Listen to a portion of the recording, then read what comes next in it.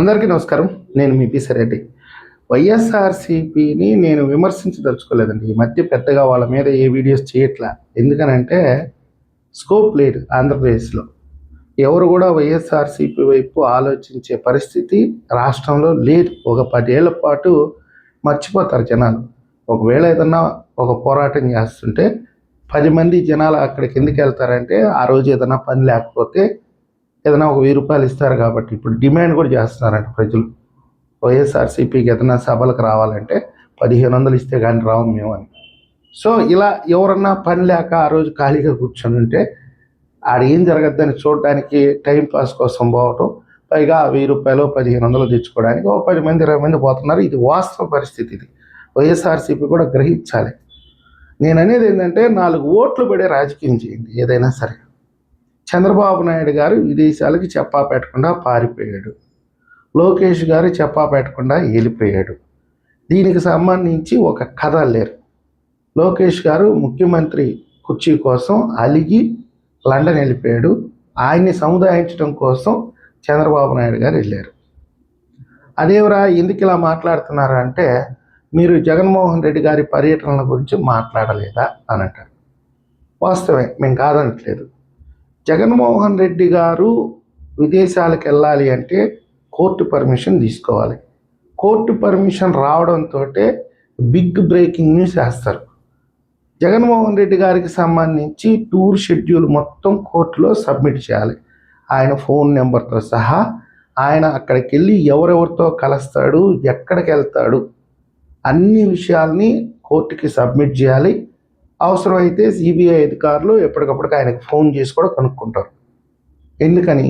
43,000 కోట్ల రూపాయల అవినీతి కేసులో ఆయన ప్రథమ నిందితుడు కాబట్టి. సో ఈ రోజున చంద్రబాబు నాయుడు గారి విషయానికి వస్తే, ఆయన ఒక రాష్ట్ర ముఖ్యమంత్రి. ఆయనకేం రెడ్ కార్నర్ నోటీసులు లేవు. ఆయన ఏ కోర్టుకి సమాధానం చెప్పుకోవాల్సిన అవసరం లేదు. ఆయన అనుకుంటే ఎక్కడికైనా వెళ్ళొచ్చు. కాకపోతే ఏదో ఒక వ్యక్తిగత విషయం అనుకుందాం, లేదా రెస్ట్ ఒక 4 రోజులు ఎక్కడికన్నా విహారయాత్ర చేద్దాం. సహజంగా మామూలు జీవితంలో కూడా సంవత్సరంలో ఒక 4-5 రోజులు పిల్ల పాపను తీసుకొని ఏదన్నా గుళ్ళకు గోపురాలకు వెళ్తుంటారు సాధారణ కుటుంబాలు కూడా. అలాంటిది ఒక ముఖ్యమంత్రిగా ఆయనకి ఎన్ని బాధ్యతలన్నీ మోసి ఏదో ఒక 4 రోజులు మానసిక వికాసం కోసం ఎక్కడికైనా పోవాలి అనే ప్రయత్నంలో ఇల్లుండొచ్చు కుటుంబ సమేతంగా అందరూ. దానికి ఇంత పెద్ద రాద్ధాంతం చేయాలా?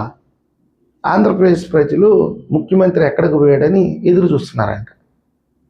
అంటే ఏమన్నా లోకేష్ గారు, చంద్రబాబు నాయుడు గారు ఉంటేనే ఆంధ్రప్రదేశ్ ప్రజలు పడుకొని నిద్రపోతారా 3 పూట్ల తిని? లేకపోతే ఏమన్నా భయపడతారా? వీళ్ళిద్దరు లేరు, రాత్రికి జగన్మోహన్ రెడ్డి వచ్చి మమ్మల్ని ఎత్తుకుపోతాడేమో, లేకపోతే మమ్మల్ని దేశపోయి బంగాళాఖాతంలో కలిపేస్తాడేమో, లేకపోతే రాష్ట్రాన్ని రాత్రికే అయ్యే ఫారిన్ వాడికి అమ్మేస్తాడేమో అని ఉన్న భయమా ఆంధ్రప్రదేశ్ ప్రజలకి? కానీ మీకేమన్నా భయమా? లోకేష్ గారు లేకపోతే రాత్రికి జగన్మోహన్ రెడ్డి గారు బాబాయిని లేపేసినట్టుగా మమ్మల్ని కూడా లేపేసి రేపు ఉదయాన్నే ఓదార్పు యాత్ర చేస్తాడేమో? ఏదైనా మాట్లాడేటప్పుడు బుద్ధి జ్ఞానం ఉండాలా, సభ్యత సంస్కారం ఉండాలా. నీ బతుక్కి ఎలా ఓపెన్గా బయట తిరగటం రాదు, స్వేచ్ఛగా జనాల్లో తిరగలేరు, ఎంజాయ్ చేయలేరు, ఏదీ లేదు మీ జీవితాలకి. నిద్ర లేస్తే జగన్మోహన్ రెడ్డి గారి భజన.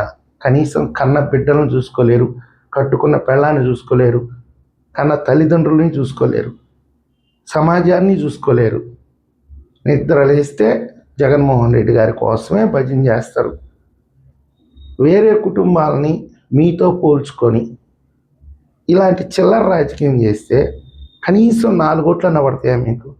ఎవరన్నా ఈ విషయం మీద చర్చిస్తున్నారా ఆంధ్రప్రదేశ్లో? ఎవరన్నా? అసలు జగన్మోహన్ రెడ్డి గారే రాష్ట్రంలో లేడు. జగన్మోహన్ రెడ్డి గారు ఎన్నికల సందర్భంగా ఒక మాట అన్నాడు, నాన్ లోకల్ పొలిటీషియన్స్ హైదరాబాద్ నుంచి ఇక్కడికి వచ్చి రాజకీయం చేస్తున్నారు అని. ఇది శనివారం ఆదివారం చంద్రబాబు నాయుడు గారు హైదరాబాద్కి వెళ్తే, శనివారం ఆదివారం పవన్ కళ్యాణ్ గారు హైదరాబాద్కి వెళ్తే, వీళ్ళనందరినీ ఆయన ఏమన్నాడంటే నాన్ లోకల్ పొలిటీషియన్, అంటే వారానికి ఒక రోజు బయటికి వెళ్తే. ఈరోజు జగన్మోహన్ రెడ్డి గారు నెలకు ఒక్కసారి వస్తున్నాడు ఆంధ్రాకి. ఇక్కడ కార్యకర్తల మీద కేసులేంటి, నాయకుల మీద కేసులేంటి, వీళ్ళు చేసే పనికిమాలిన పనులేంటి, రప్ప వ్యవహారాలేంటి, వీటి మీద ఎక్కడ కూడా స్పందించట్లా. ఏదో నెలకో 2 నెలలకో వస్తున్నాడు, కంటి తుడుపుగా ఒక 10 మంది 50 మందిని నాయకులను అక్కడ పంపిస్తే వాళ్ళకి లేనిపోని కళ్ళని చెప్తున్నాడు. అక్కడ కూర్చొని ఆయన ఏదైతే కళ్ళగంటాడో ఆ కళలన్నీ వీళ్ళకి వివరించి చెప్తున్నాడు. వాస్తవాలు వాళ్ళకి తెలుసు, ఇంకొక 10-15 ఏళ్ళు మన గురించి రాష్ట్ర ప్రజలు ఆలోచించే సమస్య లేదని. అయితే ఆయన ఏదో స్క్రిప్ట్ రాసుకొని లేదా వేరే వాళ్ళు స్క్రిప్ట్ ఇస్తే ఆ స్క్రిప్ట్ మాట్లాడి టైంపాస్ చేసి నేను కూడా ఉన్నాను రాజకీయాల్లో, మీరు కూడా నాతో పాటు ఉండండి, ఎక్కడ వీళ్ళు వదిలిపెట్టి వెళ్ళిపోతారో వేరే మార్గం చూసుకుంటారో అన్నట్టుగా ఐడెంటిటీ కోసం వస్తాడు, వెళ్ళిపోతాడు. అలాంటి వ్యక్తి వీళ్ళని నాన్ లోకల్ అన్నాడు. కనీసం హైదరాబాదుకు కూడా పోలేని పరిస్థితి. కన్న తల్లి హైదరాబాద్లో ఉంది, రక్తం పంచుకొని పుట్టిన సోదరి హైదరాబాద్లో ఉంది, కనీసం అక్కడికి కూడా పోలేనటువంటి వ్యక్తి ఆనాడు వీళ్ళని నాన్ లోకల్ అని చెప్పి ఎద్దేవా చేశాడు.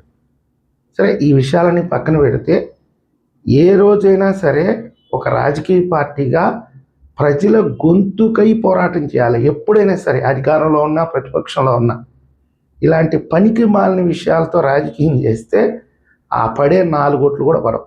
అన్ని విషయాలు ప్రజలకు తెలుసు. కాబట్టి ఏంటంటే మీరు అతిగా చించుకుంటే మీకే చినిగిపోద్ది, మీరు అర్థం చేసుకుంటారని నేను చెప్తున్నాను అంతే. ఈ వీడియో మీకు నచ్చినట్టయితే లైక్ చేయండి, సబ్స్క్రైబ్ చేయండి. ధన్యవాదాలు.